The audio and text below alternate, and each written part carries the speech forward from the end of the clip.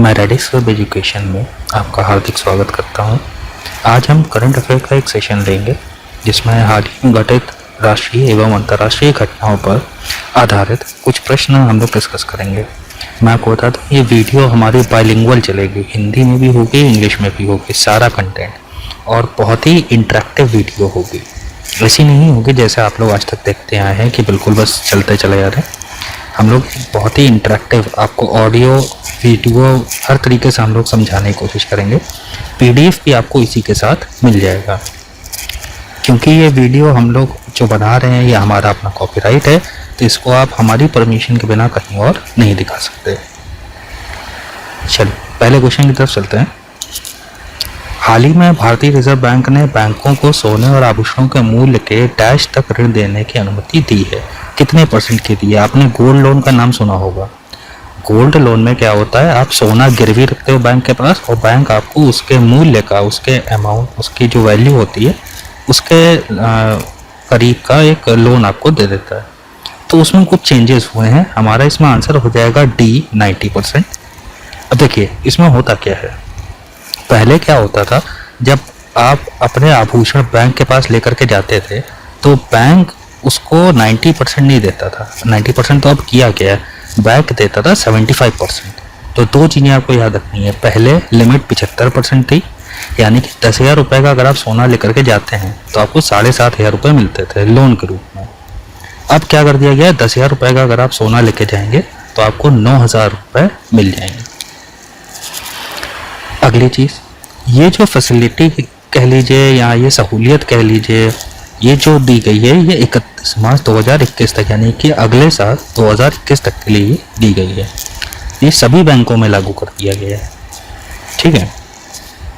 अच्छा, अगला क्वेश्चन है, निम्नलिखित में से किस देश ने 1971 के मुक्ति युद्ध यानी कि लिबरेशन वॉर जो हुआ था उसमें शहीद हुए भारतीय सैनिकों के लिए एक स्मारक बनाने का निर्णय लिया है?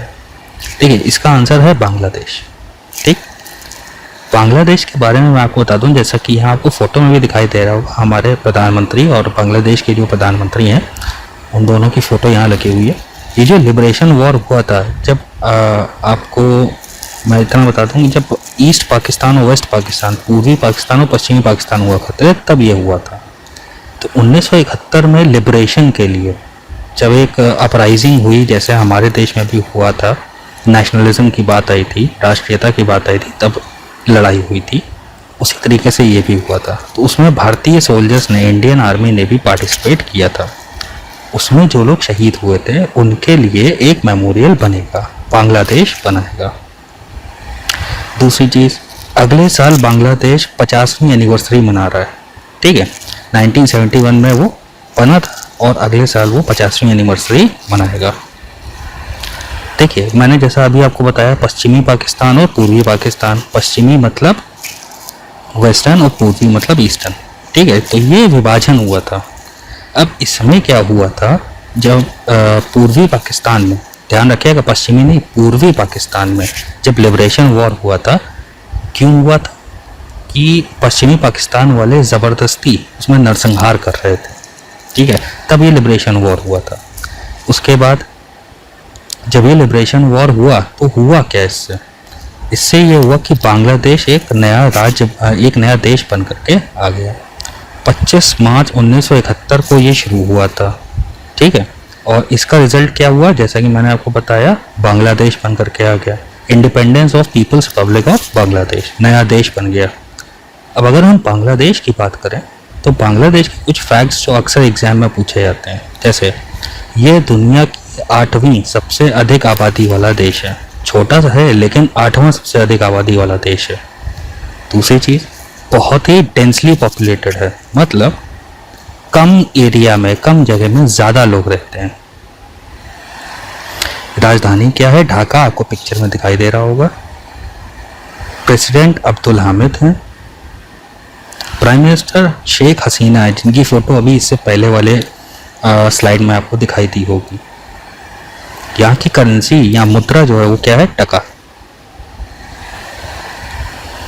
हाल ही में export import bank of India ने निम्नलिखित में से किस देश को $250 मिलियन की लाइन ऑफ क्रेडिट, दोस्तों ये शब्द LOC ये पूछा जा सकता है। कई बार लाइन ऑफ क्रेडिट को लाइन ऑफ कंट्रोल जो इंडिया पाकिस्तान सीमाओं के बीच में है उससे कंफ्यूज कर दिया जाता है। ये लाइन ऑफ क्रेडिट बैंकों की बात आएगी, वहाँ पर भी LOC होता है और लाइन ऑफ क्रेडिट के नाम से जाना जाता है। तो अभी हाल ही में इंडिया के एक्सपोर्ट इंपोर्ट बैंक ने किसी को दिया है। हमारा आंसर का ऑप्शन हो जाएगा बी, यानी कि मोज़ाम्बिक। देखिए एक्सिम बैंक का पहले तो फुल फॉर्म नोट कर लीजिए। एक्सिम बैंक का फुल फॉर्म होता है एक्सपोर्ट एक्सपोर्ट बैंक। अब इन्होंने $250 मिलियन यानी कि करीब करीब 1870 करोड़ रुपए मोज़ाम्बिक को दिए हैं। किस लिए दिए? ताकि वो अपने देश में बिजली की जो सप्लाई है या आपूर्ति है उसकी क्वालिटी को सुधार सके। अच्छा, अगर हम ये मान लें कि ये भी एक जो लाइन ऑफ क्रेडिट दी गई है इसको भी अगर हम मिला लेते हैं तो अब तक भारत या एक्सिम बैंक, भारत की बात नहीं करूंगा, Exim bank 14 line of credit दे चुका है जिनका टोटल मूल्य $772 मिलियन है। बहुत बड़ा अमाउंट हो गया ये मोज़ाम्बिक को दिया जा चुका है। ठीक है, तो अगर हम बात करें आज तक टिल डेट कितने हुए हैं? 14। हम इसकी बात करें जो क्वेश्चन पूछा गया था $250 मिलियन का जो बिजली सुधार के लिए है वो कौन सा हो गया? 14वां। आई बात समझ में? तो ये हमें ध्यान रखना होगा। अगला देखिए, मोज़ाम्बिक की अगर हम लोग बात करें तो अफ्रीका जो कॉन्टिनेंट है उसके दक्षिणी पार्ट में ये पड़ता है। दक्षिणी अफ्रीका का एक देश है, सदर्न ऑस्ट्रेलिया में पाया जाता है। इसकी जो राजधानी है उसका नाम है मापुटो। इसकी जो करेंसी है उसका नाम है मोज़ाम्बिक मेटिकल। अच्छा, यहाँ के जो राष्ट्रपति हैं इनका नाम है फिलिप न्यूसी और जो यहाँ के प्रधानमंत्री हैं, प्राइम मिनिस्टर हैं, उनका नाम है कार्लोस एगोस्टिनो डो रोज़ारियो। ये सभी फैक्ट्स बहुत इंपॉर्टेंट है। यही सब चीज़ें आपसे एग्जाम में पूछी जाएंगी, तो इन सबको आप इसी तरीके से याद कर लीजिए, स्क्रीनशॉट ले लीजिए, आपको हमेशा के लिए याद हो जाएगा।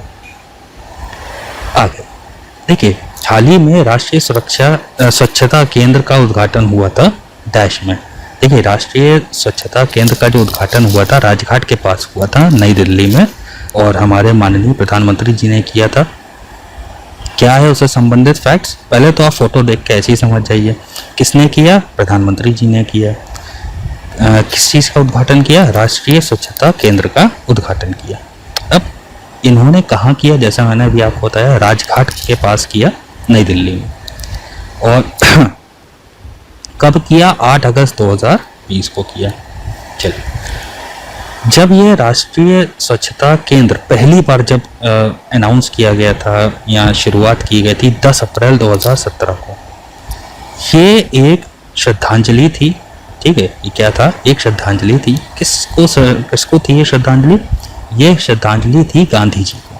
गांधी जी ने चंपारण में सत्याग्रह आंदोलन किया था, तो उसके लिए एक श्रद्धांजलि के रूप में इसकी शुरुआत की गई थी। चलिए, अगर हम लोग बात करते हैं स्वच्छ भारत मिशन की, तो ये है क्या आखिरकार? स्वच्छ भारत मिशन 2014 में शुरू किया गया था और इसका सबसे इम्पोर्टेंट पॉइंट ये था कि डिफिकेशन फ्री इंडिया बनाना है, यानी कि खुले में शौच ना हो। इसके लिए टॉयलेट्स बनवाए गए थे। अब जो इसके लिए टॉयलेट्स बनवाए गए थे, कितने बनवाए गए थे? हमारा रिकॉर्ड रहा है 55 करोड़ लोगों के यहाँ टॉयलेट्स बनवाए गए थे। ठीक है, अच्छा, निम्नलिखित में से कैसे संघ लोक सेवा यूपीएससी के अध्यक्ष अभी हाल ही में चेंज हुए हैं, उन्होंने शपथ ली है। तो मैं आपको बता दूं, हमारा आंसर इस केस में क्या हो जाता है? हमारा आंसर इस केस में हो जाता है प्रदीप कुमार जोशी। ठीक है, ये ऑप्शन है। देखिए, हमने इसीलिए इंटरेक्टिव ये आपको फोटोज भी लगवा दी हैं। ये शपथ लेते हुए वो लेफ्ट में है। अच्छा, डॉक्टर प्रदीप कुमार जोशी जो हैं उन्होंने यूपीएससी के चेयरमैन के तौर पर उन्होंने शपथ ग्रहण करी है। अच्छा, इन्होंने 2015 में कमीशन को ज्वाइन किया था एज अ मेंबर। ठीक है, ये बहुत इंपॉर्टेंट पॉइंट है, कब उन्होंने यूपीएससी को ज्वाइन किया था। अच्छा, इन्होंने किसकी जगह ली है? ये क्वेश्चन बहुत बार पूछा जाता है। अरविंद सक्सेना को इन्होंने रिप्लेस किया या सक्सीड किया है, जो कि इससे पहले यूपीएससी के चेयरमैन थे। उन्होंने अपना टर्म पूरा कर लिया। अब अगर हम यूपीएससी की बात करें, सबको पता होगा यूनियन पब्लिक सर्विस कमीशन इसका फुल फॉर्म है, सिविल सर्विसेज के लिए जानी जाती है। लेकिन ये है क्या? ये वो अथॉरिटी है जो आईएएस और आईएएस को रिक्रूट करती है, ठीक है, आईएएस को रिक्रूट करती है, पीसीएस को नहीं, आईएएस को रिक्रूट करती है। यहाँ के जो चेयरमैन होते हैं या जो मेंबर होते हैं वो 6 साल के लिए अपॉइंट किए जाते हैं, या फिर अगर उनकी आयु 65 वर्ष की हो जाए, जो भी कुछ पहले हो, 6 साल पूरे हो जाए या उनकी आयु 65 वर्ष की हो जाए, तब तक वो पद को धारण कर सकते हैं। अच्छा, हमारे संविधान में क्या इसके बारे में कुछ कहा गया है? बिल्कुल कहा गया है। भाग 14 आर्टिकल कौन सा? 315 से 323 तक, ठीक है, इनके बारे में पूरा दिया गया है। ये लाइन आप चाहें तो नोट कर सकते हैं, सिविल सर्विसेज के लिए बहुत ही इंपॉर्टेंट पॉइंट है। देखिए, एक ऑप्शन और दिया गया था एम राजेश्वर राव, इसी में आप क्वेश्चन को बैक करेंगे आपको दिख जाएगा। एम राजेश्वर राव को रिजर्व बैंक ने एग्जीक्यूटिव डायरेक्टर के रूप में अपॉइंट किया है, ठीक है, किसके रूप में? एग्जीक्यूटिव डायरेक्टर के रूप में। इससे पहले महालिंगम जी थे जो कि डायरेक्टर थे, उनका रिटायरमेंट हो गया, उन्होंने रिटायरमेंट ले लिया, तो उनकी जगह पर ये आए हैं। एक ऑप्शन आपको और दिया गया था डॉक्टर रवि एन मिश्रा, ये भी एग्जीक्यूटिव डायरेक्टर हैं रिजर्व बैंक में। जैसा कि हमने आपको बताया था कि हम ऑप्शंस को भी लेते हुए चलेंगे, तो ऑप्शंस को भी यहाँ डिस्कस करवाया जा रहा है। अगला, ES रानिप से इनको इंस्पेक्टर जनरल बनाया गया है। किसका बनाया गया है? बहुत अच्छा क्वेश्चन है, अभी हाल ही की घटना है ये आपको बनाया गया है CRPF, central reserve police force, केंद्रीय रिजर्व पुलिस बल का।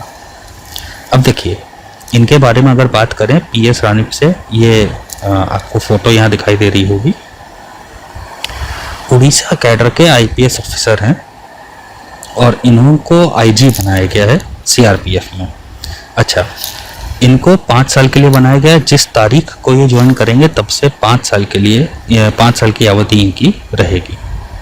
अगर मैं बात करूं सेंट्रल रिजर्व पुलिस फोर्स की, तो मैंने इस वीडियो में आपको कुछ स्क्रीनशॉट्स लगा दिए हैं, आप इसमें बेसिक सारी चीज़ें ढूंढ सकते हैं, जैसे CRPF का एम्बलम क्या है, फुल फॉर्म क्या है, मोटो क्या है, कौन सी मिनिस्ट्री में आते हैं, कितने लोग हैं, हेडक्वार्टर कहाँ पर? देखिए, हेडक्वार्टर दिल्ली में है। कौन से मिनिस्टर रिस्पॉन्सिबल हैं? अमित शाह जी रिस्पॉन्सिबल हैं। डायरेक्टर जनरल कौन है? AP माहेश्वरी। इसका आप स्क्रीनशॉट ले लिए, पूरी चीज़ आपको एक जगह पर मिल जाएगी, आपको बार बार अलग अलग पॉइंट्स नहीं बनाने पड़ेंगे। डिजिटल का ज़माना है, स्क्रीनशॉट्स वगैरह पे ज़्यादा रहिए रादर देन कि आप नोट्स बनाएं। चलिए, ये तो हो गया। अब आपका आता है BSF, बॉर्डर सिक्योरिटी फोर्स, जो आपका ऑप्शंस में चारों ऑप्शन जो दिए गए थे, चारों के बारे में आपको बता दे रहा हूँ। बॉर्डर सिक्योरिटी फोर्स के अंतर्गत क्या हो रहा है, इसमें क्या क्या चीज़ें आती हैं, BSF का फॉर्म क्या है, मोटो क्या है, कब बना था, कौन कौन से इसके मिनिस्टर्स रिस्पॉन्सिबल हैं, हेडक्वार्टर्स कहाँ पर हैं, ये सारी चीज़ें इसमें आपको दी गई हैं। अगला है इंडियन रेलवे प्रोटेक्शन फोर्स का, ये भी आपका ऑप्शन में था, इसके बारे में ये सारी चीज़ें आप नोट कर सकते हैं। जो चीज़ें आपको नहीं नोट करनी है, नहीं पूछी जाती, जैसे आपका कॉन्स्टिट्यूएंट इंस्ट्रूमेंट, ये पूछा जा सकता है, लेकिन जनरल नेचर ये नहीं पूछा जाएगा। फेडरल लॉ इन्फोर्समेंट है, वो है, वो सबका रहेगा, वो आपसे नहीं पूछा जाएगा। एम्प्लॉयज़ कितने हैं, ये नहीं पूछा जाएगा। फेडरल एजेंसी IN जो इंडिया लिखा गया है, ऑपरेशन सेक्शन, ये सब आपसे नहीं पूछा जाएगा। चलिए, Indo Tibetan border police ITBP, नाम आपने सुना ही होगा, इसके बारे में भी सारी जानकारी दी गई है। चलिए, अगला, मनोज सिन्हा को अभी लेफ्टिनेंट गवर्नर बनाया गया है, तो किसने उनको शपथ ग्रहण करवाया था? बहुत अच्छा क्वेश्चन है, घूमा हुआ क्वेश्चन है। ये नहीं पूछा गया है कि वो कहाँ के बने या क्या है, ये पूछा गया किसने उनको शपथ दिलवाई थी। तो हमारा आंसर इसमें हो जाता है C, गीता मित्तल। देखिए, ये शपथ ग्रहण की फोटो भी है, फोटो में गीता मित्तल जी भी हैं। अब देखिए, जो जम्मू कश्मीर की जो यूनियन टेरिटरी जो बनाई गई, मनोज सिन्हा को उसमें दिलवाया गया है लेफ्टिनेंट गवर्नर का या उपराज्यपाल जो होता है, उसके लिए उनको अपॉइंट किया गया है, और वो शपथ उनको दिलाई है गीता मित्तल जी। दूसरी चीज़, इन्होंने गिरीश चंद्र मुर्मू जी से के बाद ये सेकंड नंबर पर ये आए हैं। गिरीश चंद्र मुर्मू जी इस समय कैग की पोजीशन पर हैं, controller and auditor general of India. अगर हम उपराज्यपाल की बात करें, लेफ्टिनेंट गवर्नर की बात करें, देखिए गवर्नर और लेफ्टिनेंट गवर्नर की पावर्स लगभग सेम होती हैं, लेकिन उसमें अंतर क्या होता है, राज्यपाल की तुलना में कुछ उपराज्यपाल की शक्तियां ज़्यादा होती हैं, ठीक है, क्योंकि उसे हर मामले में मंत्रिपरिषद की स्वीकृति लेने की आवश्यकता नहीं होती। बस इतना सा डिफरेंस है। दिल्ली और पौंडीचेरी की अगर हम बात करें, देखिए यूनियन टेरिटरीज जो हैं, जम्मू कश्मीर की हैं, दिल्ली की है, पौंडीचेरी की हैं, ये तीन ही ऐसी हैं जहां पर डेमोक्रेटिकली यानी कि लोकतांत्रिक रूप से सरकारें बनाई जाती हैं। दूसरी चीज़, यहाँ पर जो चीफ मिनिस्टर या मुख्यमंत्री जो होते हैं उनको प्रेसिडेंट द्वारा अपॉइंट किया जाता है, ना कि लेफ्टिनेंट गवर्नर द्वारा, लेफ्टिनेंट जनरल द्वारा, एलजी द्वारा नहीं अपॉइंट किया जाता, प्रेसिडेंट अपॉइंट करता है। दूसरी चीज़, अगर हम बाकी राज्यों की बात करें तो वहाँ पर जो गवर्नर हैं या राज्यपाल हैं वो अपॉइंट करते हैं। अगला, अगर हम लोग बात करते हैं दिल्ली की, तो ये क्वेश्चन सिविल सर्विसेज के लिए बहुत इंपॉर्टेंट है, देखिएगा ध्यान से सुनिएगा। दिल्ली के जो उपराज्यपाल हैं वो किसके अंतर्गत, जैसे अगर हम बात करें आरबीआई की, अभी आरबीआई का एक क्वेश्चन भी था, RBI reserve bank of India act के अंतर्गत काम करता है, वैसे ही दिल्ली के जो उपराज्यपाल हैं वो transaction of business of the government of national capital territory of Delhi rules 1993 और government of national capital territory of Delhi act 1991 के अंतर्गत काम करते हैं। और पुडुचेरी की अगर हम बात करें तो government of union territories act 1963 के अंतर्गत वो काम करते हैं, ठीक है। ये बहुत इंपॉर्टेंट पॉइंट है, इसको नोट कर लीजिएगा। देखिए अभी हाल ही में एक किताब लॉन्च हुई थी, हम लोग सारी चीज़ें कवर करते हुए चल रहे हैं, फाइनेंशियल भी हो गया, अब देखिए बुक की बात आ गई है, अमेजिंग अयोध्या के नाम से। ये किसने लिखी है, देखिए अमेजिंग अयोध्या जो है नीना रॉय जी ने लिखी है, मैं आपको दिखा देता हूँ, ये देखिए अमेजिंग अयोध्या नीना रॉय जी द्वारा लिखी गई है। अब मैं आपको बता दूं इसके बारे में क्यों ये आई। देखिए पहली चीज़ तो अयोध्या का मामला, ठीक है, अभी हाल ही में अभी राम मंदिर का निर्माण, भूमि पूजन हुआ है, तो ये सारी चीज़ें थी। लेकिन ये जो इनकी किताब है ये ऑथेंटिक इन्फॉर्मेशन देने की बात करती है, इसलिए ये किताब थोड़ी सी फेमस हुई। इसमें एक ऑप्शन आपको दिया गया था, मैं आपको क्वेश्चन फिर से दिखाई दे रहा हूँ। देखिए इसमें आपको एक ऑप्शन दिया गया था, सी ऑप्शन, मिमी चक्रवर्ती। ये मिमी चक्रवर्ती कौन है, ये मिमी चक्रवर्ती जो हैं ये एमपी हैं, मैं आपको ये बता दूँ एमपी हैं ये, ठीक है, तृणमूल कांग्रेस। इनके बारे में पूरा बायोडेटा दिया गया है। वर्कर हैं ये टेलीविज़न इंडस्ट्री की, सिनेमा की भी, बंगाली सिनेमा में इन्होंने काफ़ी काम किया है। जब ये संसद पहुंची थी तो बहुत बात हुई थी कि अब जो टीवी के एक्ट्रेस हैं वो भी संसद में जाएंगी या ये सब काम करेगी, पॉलिटिक्स में आएंगी, काफ़ी मीडिया में इनके बारे में बात हुई थी। अगला, काफकाज 2020। देखिए इसमें कैसे कैसे सवाल घूमेगा आप सोच भी नहीं सकते। पहली चीज़ तो इसका आंसर है रशिया, ये पूछा गया ये कौन करवा रहा है, ठीक है। अब मैं आपको बताऊं इसके बारे में, ये आपको जो इसमें पिक्चर दिखाई दे रही है ये मिलिट्री एक्सरसाइज की ये पिक्चर है। इंडिया जो है मल्टीलैटरल मिलिट्री एक्सरसाइज है रशियन काफकाज 2020, ये रशिया में ही होगी और वहाँ पर भारत के कुछ जो सैनिक हैं वो जाएंगे, पार्टिसिपेट करेंगे। कहाँ पर होगी, अस्त्राखान में होगी। अगर हम बात करें कि और किन किन लोगों को बुलावा दिया गया, तो 18 और नेशंस को बुलावा दिया गया। दो इंपॉर्टेंट बातें, 18 और देश, जैसे चीन, ईरान, पाकिस्तान, टर्की, भारत, इन सबका नाम दिया है, तो 18 देश। लेकिन कुल कितने देश होंगे जो इसमें रहेंगे, 19। रशिया को भी तो मिला जाएगा ना, रूस को भी मिला लिया जाएगा, तो कितने देश हैं टोटल, 19। न्योता कितनों को भेजा गया, रूस को हटा करके 18, ये ध्यान रखिएगा। रूस की अगर हम बात करें, वहाँ के राष्ट्रपति व्लादिमीर पुतिन है, कैपिटल मॉस्को है, प्राइम मिनिस्टर मिखाइल मिशुस्तिन है, करेंसी रूबल है, यूरोप और एशिया दोनों में आता है ये देश। हाल ही में ये देश काफ़ी न्यूज़ में था। क्यों था? तो सबसे पहली चीज़, इन्होंने समान लिंग में शादी करना वर्जित कर दिया है। इसकी प्रक्रिया शुरू करती है। दूसरी चीज़, जो कोविड-19 या कोरोना वायरस का जो चल रहा है, उसकी पहली मेडिसिन बनाने का इन्होंने दावा किया है। काफ़ी आजकल न्यूज़ में भी है बहुत ज़्यादा। तो ये दो कारण हैं कि रशिया इस समय या रूस इस समय सुर्खियों में बना हुआ है। अगला बहुत इंपॉर्टेंट क्वेश्चन है कि अंडमान निकोबार या पोर्ट ब्लेयर या इन सब जगहों को कहाँ से जोड़ा गया है? क्या है ये? आंसर होगा चेन्नई। ये क्या है वो समझिए। देखिए, ये जो आपको ज्योग्राफिकल नक्शा जो आपको दिखाया गया है, चेन्नई, और चेन्नई से आपको लाल रंग की जो लाइन दिखाई दे रही है, कनेक्ट कर रही है अंडमान निकोबार की पूरी रेंज को। उसमें रंगत, port Blair, Havelock, little Andaman, car Nicobar, Kamorta, ये सब हैं। ये है क्या? वहाँ अंडमान निकोबार के जो आइलैंड्स हैं वहाँ पर मोबाइल यानी कि जो हमारा फ़ोन होता है उसकी कनेक्टिविटी बहुत अच्छी नहीं है। तो सबमरीन ऑप्टिकल फाइबर केबल के ज़रिए इसको चेन्नई से जोड़ा गया है। 2317 किलोमीटर की ये पूरी लाइन बनाई गई। इसका शुभारंभ प्रधानमंत्री द्वारा किया गया, वीडियो कॉन्फ्रेंसिंग से किया गया। दूसरी चीज़, ये जितनी भी चीज़ें जो इसमें कनेक्ट होंगी, स्वराज द्वीप, little Andaman, car Nicobar, Kamorta, great Nicobar, ये आपको याद करने पड़ेंगे। ये सारे आपको याद करने पड़ेंगे। आपको पता होना चाहिए कि ये कहाँ पर कौन कौन से इसमें कनेक्ट हो रहे हैं, कौन कौन से नहीं कनेक्ट हो रहे हैं।